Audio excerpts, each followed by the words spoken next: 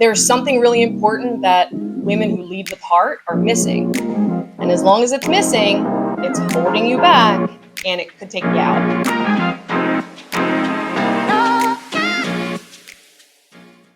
There's a rise of women who own and are running small businesses, which is fantastic because small businesses are the backbone of our community. It's where our families live and we raise our children. So having natural nurturers at the helm of these small businesses is of immense value. And it makes these businesses very vulnerable. Being heart-led without a head is wasted compassion. Your compassion is your greatest asset. Your greatest asset. Never doubt that. But the question is, are you protecting it? If you're not protecting it, then what is it costing you? This is the really important conversation that women need to start having, especially if we are owning or running small businesses in our community, because our hearts and our love for people are needed now more than ever. And unless that compassion is channeled, yes, it's probably wasted. And the opportunity that we have to really make a change in people's lives is greatly limited. We all know what it's like to feel like we're the only one who cares. It sometimes feels like we are doing all the things but don't have any support. And not having the support and resources that we need to do the things that we want to do, to care for the people that we love so much, is really disheartening. Ironic, isn't it? So what do we need in order to be able to care for people well? We need a good head on our shoulders. We use our heads to create the space for us to lead with our hearts. That is the smart way to go about caring for people. Let's call that caring with intelligence. Being only head or heart is a problem. Now, I've found that most business owners that I've come across are one or the other. They're more heavily weighted towards the head or towards the heart. The best business owners that I've ever met have a complement on their team or have developed the skills to be able to balance both sides of themselves, head and heart, and make sure that they're doing that well. So have hope. Take heart. You do not have to be able to do everything yourself. You just have to know what's missing and where to find it. There's a cost if we don't. So the cost of leading only with your heart is the same cost of somebody who leads only with their head. It costs profit. This is really important because that is literally why we are in business. We are in business to make a profit. And since you are a heart-led leader, I know that what you want to do with that profit is good. It's for the good of people. It also costs peace. Leading only with your heart and not using your head will cost you your peace. It will feel like waiting for the other shoe to drop. It will feel like it's easier to just keep going through the motions than to pause and look at the reality of the situation. It'll cost you your peace, not just your profit, and it'll cost productivity. Productivity inside your organization is absolutely going to be the cost of leading only with your heart, not with your head. But the most important thing in jeopardy of leading only with your heart and not leading with your head is people. People are in jeopardy. So yes, it costs resources, time, money, energy, opportunities for you and for everybody else. People are at stake here. That's why we must use our heads to create space for us to lead with our hearts. And you don't have to do it alone. So consider the head is what directs, the heart is what leads. Consider that your heart tells you what matters and your head determines how to protect it. If you are mostly heart, then you must either develop or partner with the head. Both are needed in order to do what you want to do. And bringing in a solid head, like a manager or something like that, will alleviate you to be able to focus only on the heart part. You have to make sure that you are working well together. This is so important. There's too much at stake for us to not use both head and heart. So it's important to know what it might feel like. How do you know if you're only heart-led? You might know this already. You might already identify the imbalances between what needs to be done and what you're typically doing. And that's great. But if not, here are some good signs that you are more heart than head, and it's causing a problem already that will cost you big down the line. Everything feels urgent.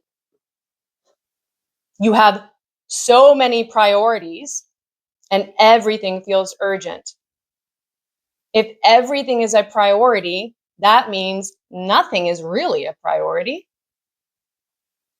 Another thing to look for is moving in haste, thinking or moving in haste. You might try to justify it and call itself being speedy, but if you really think about it, you'll feel the difference. Moving in haste is often the result of leading only with heart and not using your head. It breeds doubt in people. It actually fractures trust. That happens in yourself. You start to doubt yourself and not trust yourself. It happens in a team. People doubt each other or where they're going, and there's trust that's lost. It happens as it filters into the family system. It's systemic. Everything is connected. This is why it's so important. And at the bottom of all of it is actually fear.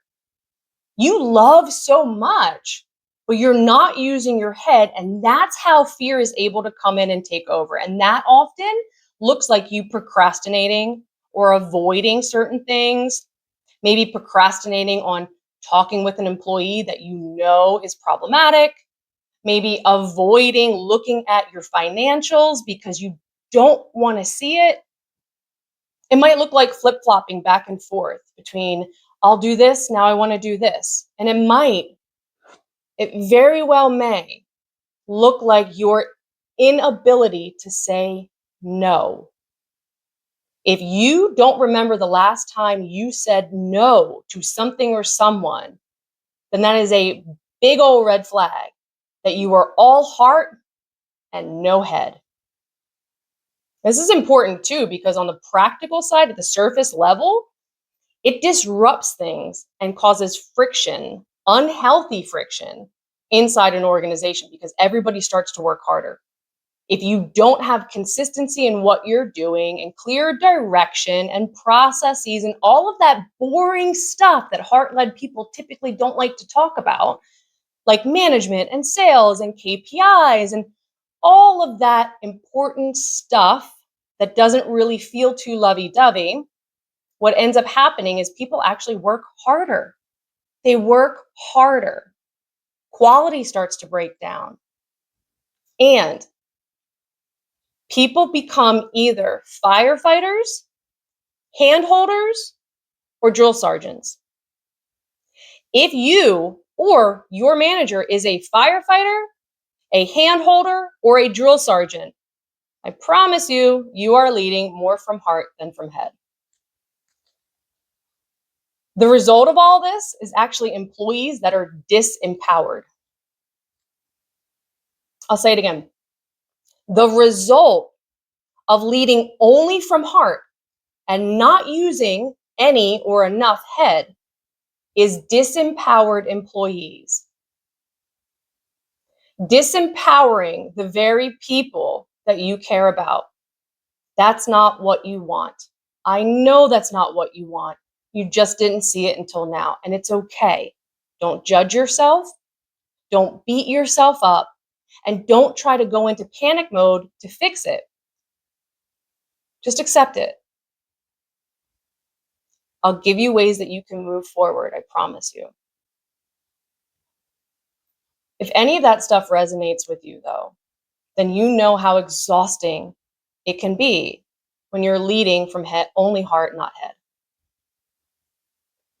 If you're somebody who also wants more and better for yourself and for other people, you want to make more money, you want to have more time, then you probably feel guilty for even wanting it. If you feel guilty for wanting more and better, on top of already being exhausted from all of that other stuff, then that's a very slippery slope into being disheartened and feeling hopeless. You have to say no to that. Right now, you have to say, I refuse to become disheartened and hopeless. Now, let's change direction and move towards what will help protect your heart and give you more hope and help you see a way forward right away and take steps towards it. Because this world, this world now more than ever needs warmth and compassion. Now more than ever, this world needs what you have to offer. So please do not grow cold. Get wise. Heads create space for hearts to lead. Heads protect hearts to safely lead people. Kindness without boundaries leads to resentment. Love without direction leads to overwhelm and disorder. Generosity from profitability leads to better serving more people, including yourself. So, how does the head think? If you know that you either need to and want to develop the head part, or you at least want to know what to look for in order to find the right partner, then here are 3 things. Number 1, heads think by decision filters. Okay? Heads, the managers, the brains behind the operation, if you would. We have decision filters. So this is the way that we process through and filter through the yes or the no, the if or the then, right? The benefit to the cost, all of that. So before saying yes to anything, practice your decision filter by asking yourself, what will it cost?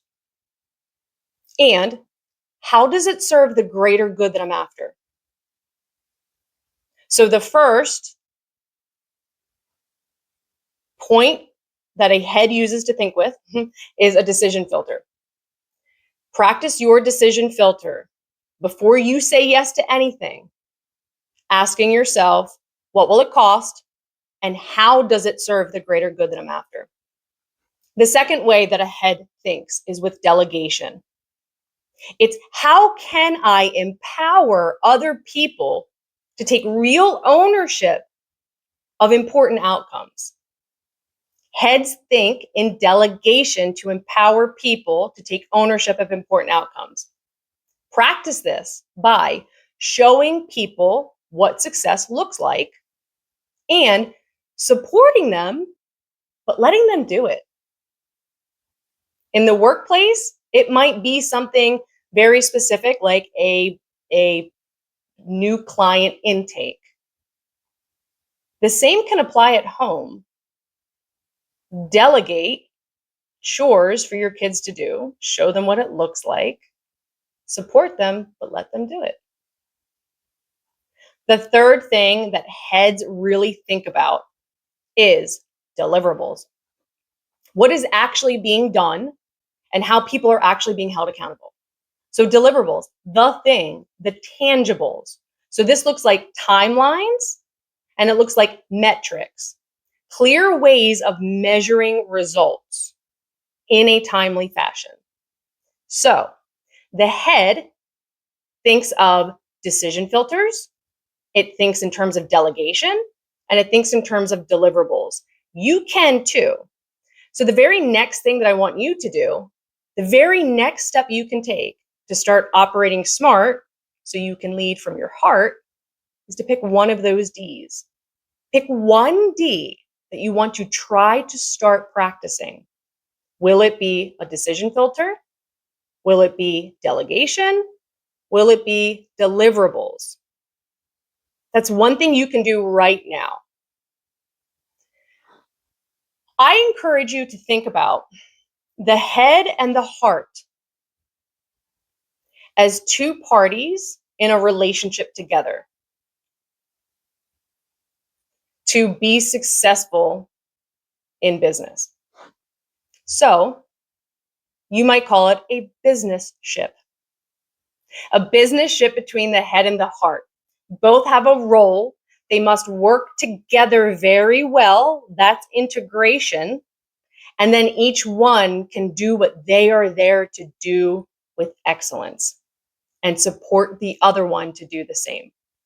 It's really important to find your complementary part. If you're all heart and you don't want to develop the head, then go find the head to partner with.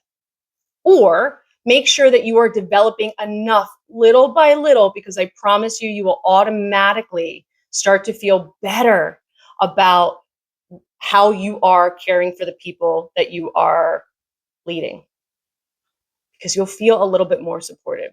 It's really important to do this. It's vital. There's too much at stake. The most important thing that's at stake are people. So 3 key takeaways. Number 1, your compassion is your greatest asset. Do not doubt that, but make sure you protect it. Number 2, you do not have to do everything by yourself, but you are responsible for getting the support or the help that you need. Number 3, intelligent strategy and structure is what gives your compassion a safe place to flow. So, if any of this resonates with you and you're interested, I have a free assessment tool called the AIM assessment. It's a questionnaire that will help you to identify whether it's your alignment, your integration, or your management that really has the greatest opportunity for improvement. And from that place, you can start taking steps to improve your entire business operation, and you'll find and see ways that can easily be paralleled over into your personal life as well. That's literally the nature of everything that I do. What's good for the one is good for the other. As one becomes more healthy and fit, so does the other, and the whole thing gets better.